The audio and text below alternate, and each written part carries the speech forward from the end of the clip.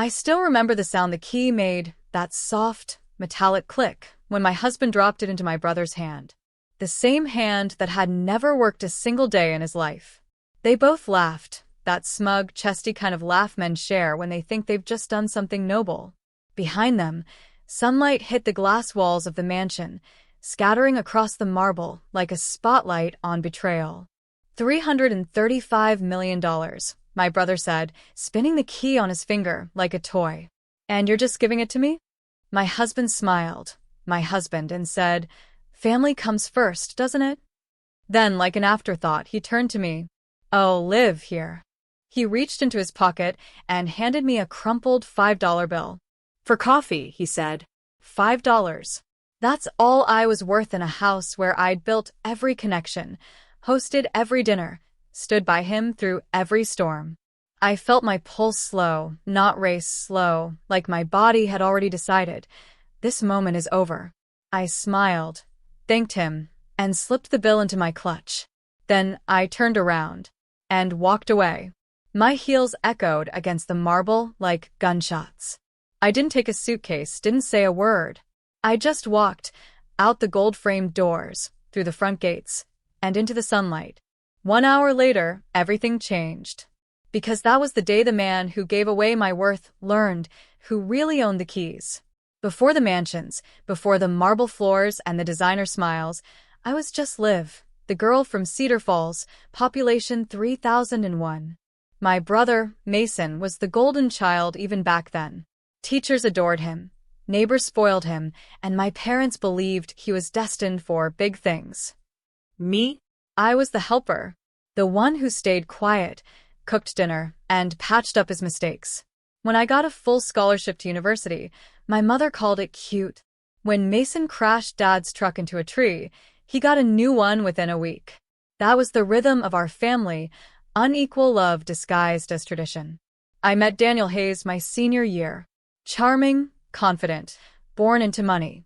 He said I made him feel real, and I was naive enough to believe that meant forever. We married in a small ceremony with white roses and my grandmother's lace handkerchief tucked in my palm. She was the only one who ever told me the truth. Don't beg for a seat at their table, Olivia, she whispered as she pinned a small pendant around my neck, a gold circle with a single diamond. One day, you'll build your own. I didn't understand it then. I thought she meant love. Turns out, she meant power. The cracks began early, subtle at first. Daniel's compliments became comparisons. Mason would have handled that deal better. My mother would sigh over brunch. You're lucky, Liv. Daniel really takes care of you. And every time I tried to stand up for myself, someone reminded me I should be grateful. The night everything shifted, it wasn't loud. No shouting, no grand betrayal, just a quiet dinner where I watched Daniel and Mason talk numbers like I wasn't there. That was when Daniel first mentioned the investment property, the mansion that would later become my brother's kingdom. And I saw it, clear as glass. No matter how much I gave, I'd always be the supporting character in their story. So, I made a silent promise, one no one heard but me. That one day, I'd stop asking for permission to exist. And I'd make sure the next time someone handed out keys, I'd be the one holding the door.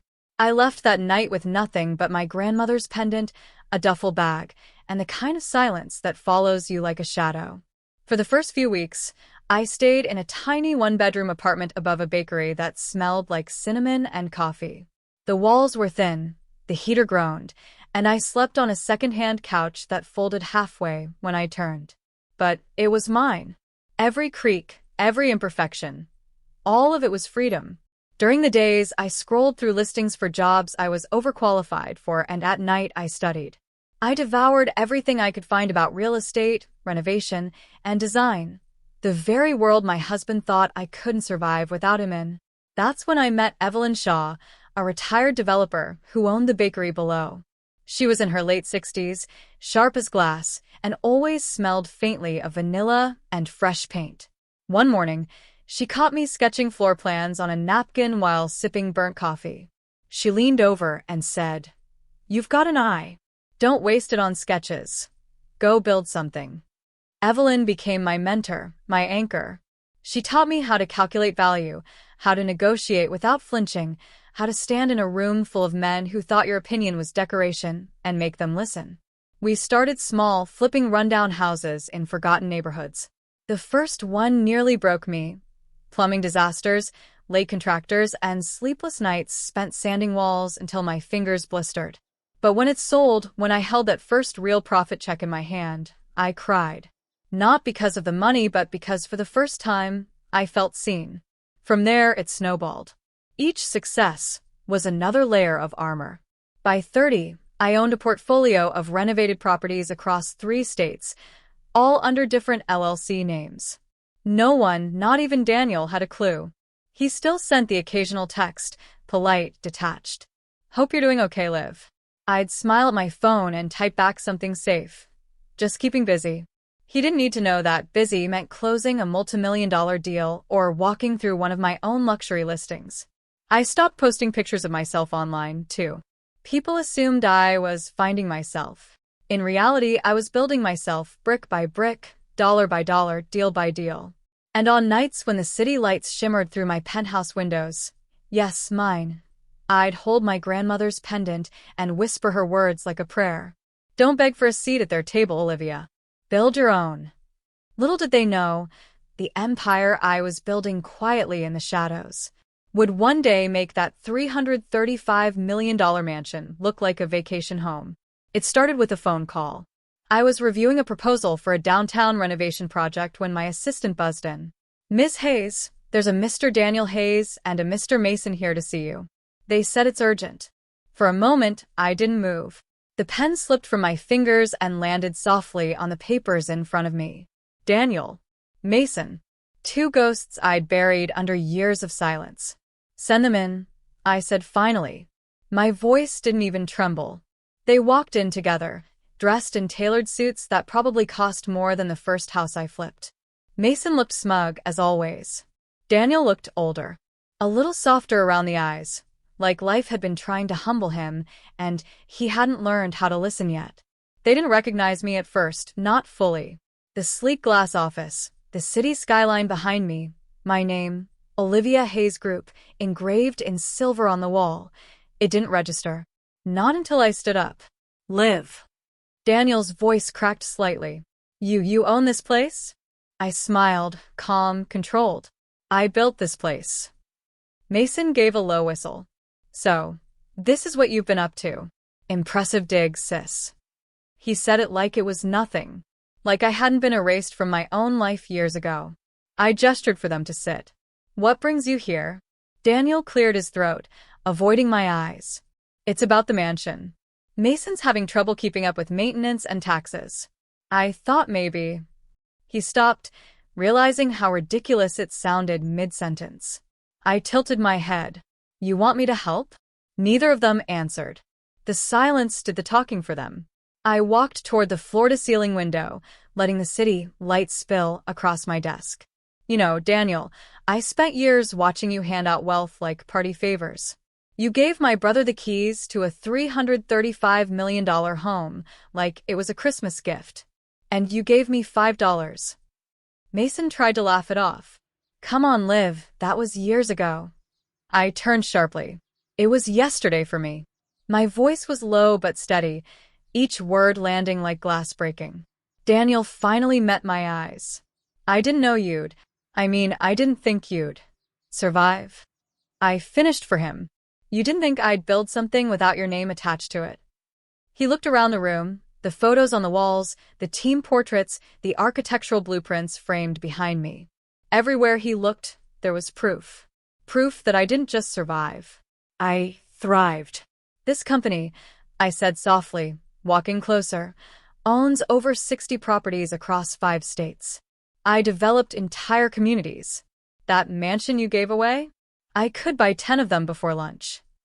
Their faces said everything, disbelief melting into shame, pride into silence. Even Mason couldn't find a joke. His jaw clenched, his eyes flickered toward the floor.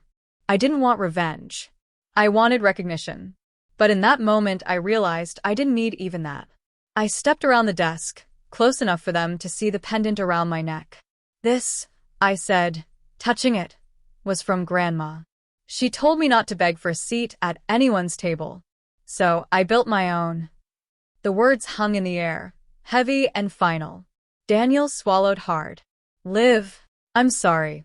I nodded. I know. Outside, the city buzzed. Cars, horns, people chasing things they thought mattered.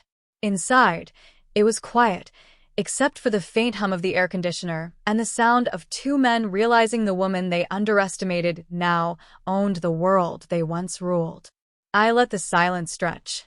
There's something powerful about letting people sit in the weight of their own choices. Daniel leaned forward first, elbows on his knees, voice low. I didn't come here for a handout. I came here because I realized what I lost. You were always the one with vision, Liv. I didn't see it then. I studied him. The same man who once gave my brother the keys to a $335 million mansion without blinking, now sitting in front of me, asking for grace he'd never offered. Mason fidgeted, clearly uncomfortable. Look, Liv, we both made mistakes. Maybe you could, I don't know, buy the property? Help me out before it goes under? I smiled faintly. You want me to clean up your mess again? How familiar. His face tightened, but he didn't argue. I stood and moved behind my desk, resting my hands lightly on the edge, a position of quiet authority. You're right about one thing, Mason. You both made mistakes. But I learned that mistakes aren't the end of a story. They're the start of a better one. I opened a folder on my desk and slid 2 envelopes toward them. Inside are contracts. They exchanged confused looks. Daniel, I said, this one is for a consulting position with my company. It's 6 months, modest salary. You'll report to a woman named Renee Park. She's younger than you, sharper than you, and she'll be your boss. If you can take her feedback with respect, you might just remember what humility feels like. His eyebrows lifted, but he didn't speak. I turned to Mason. Yours is different. It's a proposal for a small restoration project.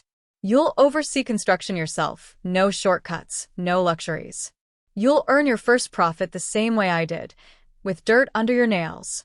He blinked, stunned. You're serious? Dead serious. I leaned forward slightly. If you want help, you'll earn it. You'll work for it. Because the easy life nearly ruined both of you. Daniel rubbed his jaw. And what do you get out of this, Olivia? I smiled, soft but firm. Peace. Balance. Maybe closure. He nodded slowly like he understood. Then I added, but there's one condition. They looked up. You will never treat someone's worth like it's a number again. Not mine, not anyone's.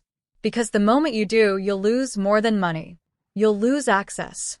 To me, to my world, to every door I built. For a long time, no one spoke. Mason finally exhaled, picked up the envelope, and nodded. Guess it's time I learned what work actually feels like. Daniel's voice was softer. You always were stronger than all of us, Liv. I met his eyes, not with anger, but with peace. Not stronger, just done being small. And for the first time in my life, they both listened, really listened. 3 months passed before I saw them again. Mason sent photos first, hands calloused, jeans dusty, smiling in front of a half-restored house. Not perfect, his message said, but I'm learning. For the first time, I believed him. Daniel kept his head down, too. Every report I got from Renee spoke of effort, humility, and a man trying, really trying, to start over. It wasn't redemption yet, but it was progress. And that was enough. I spent more time alone these days, not lonely, just at peace.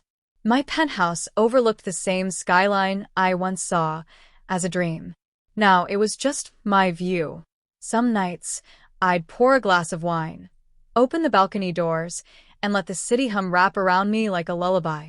I didn't crave applause anymore. I didn't need anyone to say, "You did it." Because I already knew.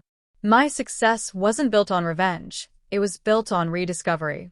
Every deal, every late night, every heartbreak had carved something new into me. The girl who once settled for $5 was gone. In her place stood a woman who knew her worth so deeply, no one could ever put a price tag on it again. One evening, I found myself holding my grandmother's pendant, tracing the gold edges like I used to when I was scared. The diamond caught the light, scattering tiny reflections across the wall. I smiled. She'd been right all along. I never needed their table. I just needed my own foundation. And now, I'd built one strong enough for others to stand on too. A knock at the door pulled me back to the present. My assistant poked her head in. "Ms. Hayes, your driver's here. The new project site visit." I nodded, slipping the pendant beneath my blouse. "Let's go." As the elevator doors closed, I caught my reflection. Calm, confident, content. No anger, no regret, just quiet power. When the doors opened onto the street, the city lights hit me full in the face, and I smiled to myself. "He gave away the keys to a mansion," I whispered, stepping into the car. "But I built an empire he'll never walk into." And with that, I left the past behind. Not with bitterness, but with grace. Because sometimes walking away isn't the end. It's the beginning of everything you were meant to be.